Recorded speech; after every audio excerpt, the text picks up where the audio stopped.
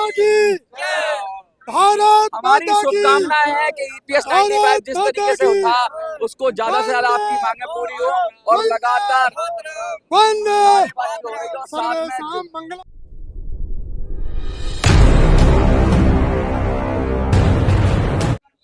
नमस्कार, आप देख रहे हैं मिनी संसद और मैं हूं प्रिया। आपको बता दें कि आज यहाँ पर बहुत सारे ऐसे धरने लगे हुए हैं जिनको अगर आप देखेंगे, उस पर नजर डालेंगे तो अल्टीमेटली कुल मिलाकर घूमकर सारे मुद्दे एक जगह जाते हैं, एक सेंटर पर जाते हैं, एक पॉइंट पर जाते हैं और वो है पेंशन। चाहे वो जैसी पेंशन हो, चाहे ईपीएस की पेंशन हो, एनपीएस हो, चाहे ईपीएस 95 एनपीएस और ओआरओपी, बहुत सारे ऐसी चीजें हैं। अगर उन सबको आप देखेंगे तो अल्टीमेटली सबका मुद्दा जो है वो एक है, पेंशन। अब सबसे बड़ी बात यहाँ पर हम आपको बता दें, पिछले बहुत दिनों से 7 तारीख से एक जो है वो धरना शुरू होता है। रिसेंटली की अभी हम बता रहे हैं, ये वैसे ये तो चल रहा है पिछले 8-10 सालों से। 8-10 सालों से शुरू होता है, लगातार वो लड़ाई लड़ते रहते हैं। कई बार वो जो है वो प्रधानमंत्री से मिलते हैं, हेमा मालिनी जी से मिलते हैं, उनसे बातचीत करते हैं, कई सांसद से मिलते हैं। ये सिलसिला पिछले 8 सालों से लगातार चल रहा है और ये आया 7 तारीख, अभी जो 7 दिसंबर भी था, एक बड़ी रैली की गई रामलीला मैदान में। 50,000 से ज्यादा लोग वहां पर आए, इकट्ठा हुए। पूरे भारत देश के लोग वहां पर आए, कश्मीर से लेकर कन्याकुमारी तक और गुजरात से लेकर मणिपुर तक सारे लोग इकट्ठा हुए। और मुद्दा सबका एक था कि आप हमको ईपीएस में, जो आपने हमको ईपीएस दिया है, जिसमें हमको 1,500, 1,000, 2,000, 1,500, 1,600, 1,700 अलग अलग लोगों को अलग अलग पैसे जो है पेंशन मिल रही थी। उनका कहना था कि आप इसमें बढ़ोतरी कर दीजिए और कुछ ज्यादा वो नहीं मांग रहे थे। उनका मांगना ये था, उनका मानना ये था कि कम से कम 7500 तो कर दीजिए, क्योंकि अब जब हमने पूरी जवानी अपनी काम करने में लगा दी, मेहनत किया, पैसे हमने इकट्ठा किए, तो आज जब हमको जरूरत है तो वो आप हमको ऐसे थोड़े थोड़े पैसे कर कर दे दीजिए, जिससे कुछ ज्यादा तो ना हमारा हो सके, कम से कम ये हो सके कि मैं और मेरी जो अर्धांगिनी है, जो पत्नी है, उन दोनों का तो काम चल सके, उनका खर्चा चल सके। बहुत सारे ऐसे लोग हमको मिले जिन्होंने ये बताया कि उनके बेटे उनको घर से बाहर निकाल देते हैं, वो कहाँ जाएं, किसके पास जाएं। बच्चे ये कहकर उनको घर से बाहर निकालते हैं कि अभी तक तो आपने कमाया, वो सारा पैसा आपने लगाया, अब आप क्या करेंगे। ये बहुत सारी ऐसी स्थिति थी। बहुत सारे ऐसे लोग हमको मिले जिन्होंने कहा हमको शुगर है, हमको बीपी है, हम कुछ नहीं कर पा रहे हैं उससे, बहुत दूर दूर से आए हैं, आने के लिए उनके पास खर्चा नहीं है, पैसा नहीं है, 10 रुपए भी नहीं है उनके पास, किसके सामने हाथ फैलाए। ये बड़ी जो स्थिति थी उस टाइम की, वो देखने वाली थी। और जब वो यहाँ 8 तारीख से जंतर मंतर पर बैठे, उसके बाद 13 तारीख से उन्होंने आमरण अनशन की घोषणा की।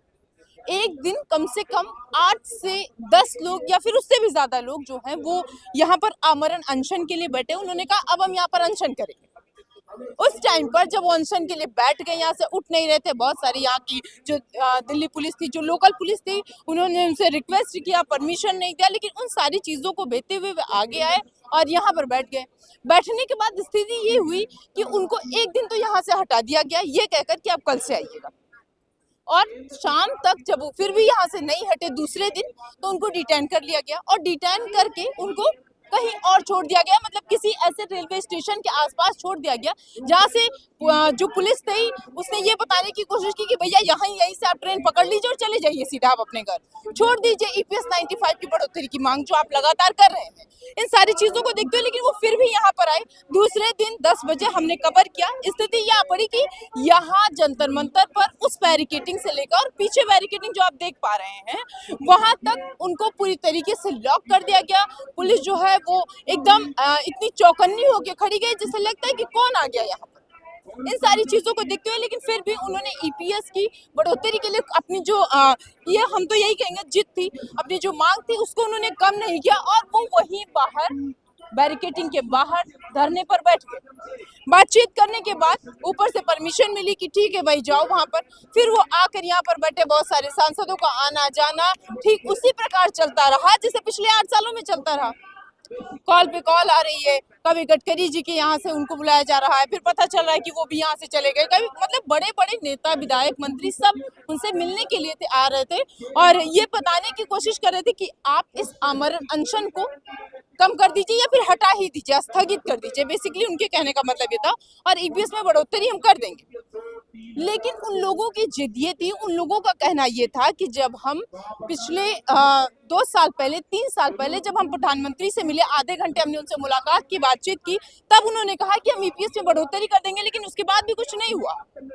और बहुत सारे ऐसे लोग अब जो कह रहे हैं, बेसिकली अगर सांसदों का हम देखें तो ये तो सांसद हैं, ये क्या करेंगे हमारे लिए? जब प्रधानमंत्री अपनी बातों से मुकर गए हैं तो नेता, विधायक, मंत्री ये सब क्या कर लेंगे?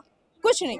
इसीलिए वो इसको जो है वो खत्म नहीं कर रहे थे, लेकिन फिर भी उनके पास एक कॉल आती है और वो इसको स्थगित करते हैं। और जब शाम को यहाँ से निकलते हैं तो वो श्रम मंत्री के पास जाते हैं। पिक्चर आप देखेंगे, वो फिर से एक बार श्रम मंत्री से मिलते हैं और फिर से उनको वही लॉलीपॉप दे दिया जाता है। हम तो कहेंगे कि इस बार चीनी और मिला दी गई है उस लॉलीपॉप में कि आपकी ईपीएस 95 में बढ़ोतरी हो जाएगी। अभी भी वो लोग घर पर ही हैं, कुछ लोग जो जहाँ से आए थे वो वहाँ चले गए, जो बुजुर्ग थे, जो परेशान थे, वो इधर उधर भटक रहे हैं। बहुत सारे लोग कॉल मैसेज कर रहे हैं कि क्या होगा, क्या उम्मीद रखें हम कि ईपीएस 95 में बढ़ोतरी होगी, या ठीक उसी प्रकार जैसे पिछले 8 सालों से हम लोगों से मिले, प्रधानमंत्री से मिले, हेमा मालिनी जी ने कॉल पे कॉल किया, हमको बताया, बहुत सारे सांसद यहाँ पर आए कि ईपीएस 95 में बढ़ोतरी हो गई, लेकिन नहीं हुआ। तो क्या इस उम्मीद में ही रहे? क्या एक बार फिर से जब हम श्रम मंत्री से मिले हैं तो उनको ये समझें कि अब हमारी ईपीएस 95 में बढ़ोतरी हो जाएगी, या फिर ये फिर वही पुरानी पिक्चर हो जाएगी? ये जो अभी हमने फोटो ली, ये वही फोटो है पुरानी? ये सारी चीजें, ये सारा एक सवाल अपने आप में निकलता है। और गौर करने की बात ये है कि इन सारे सवालों का जवाब क्या अब हम लोगों को मिल पाएगा, या अभी भी ये सारे सवाल यही एक लॉलीपॉप की तरह, एक लॉलीपॉप के किनारे किनारे चिपके रहेंगे? ये सबसे बड़ी बात है, क्योंकि अगर ईपीएस 95 की बढ़ोतरी, चूंकि चुनाव भी बगल में ही है, अगले साल 24 में चुनाव, और अगले साल क्या कुछ ही दिन बचे हैं अब 24 में, और सरकार बहुत सारी ऐसी चीजों को जो सोच रही है कि फिर से हमारी सरकार आएगी, फिर से हमारी सरकार आएगी, तो क्या ये जो 200-250 लोग रोज मर रहे हैं ईपीएस 95 की बढ़ोतरी के लिए, ये फिर से उनको वोट करेंगे?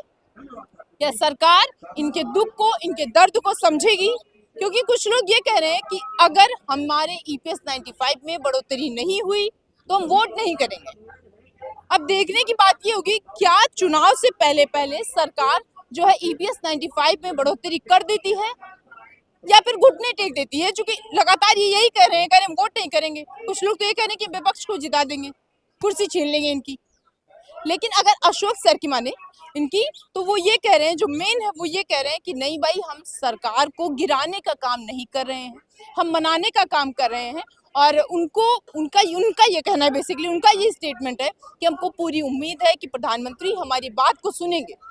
अब देखने की बात ये होगी, क्या प्रधानमंत्री इस जो उनकी उम्मीद है वो उसको, उसकी इज्जत रखते हैं, उसको मानते हैं, उसको समझते हैं, या ऐसे ही छोड़ देते हैं?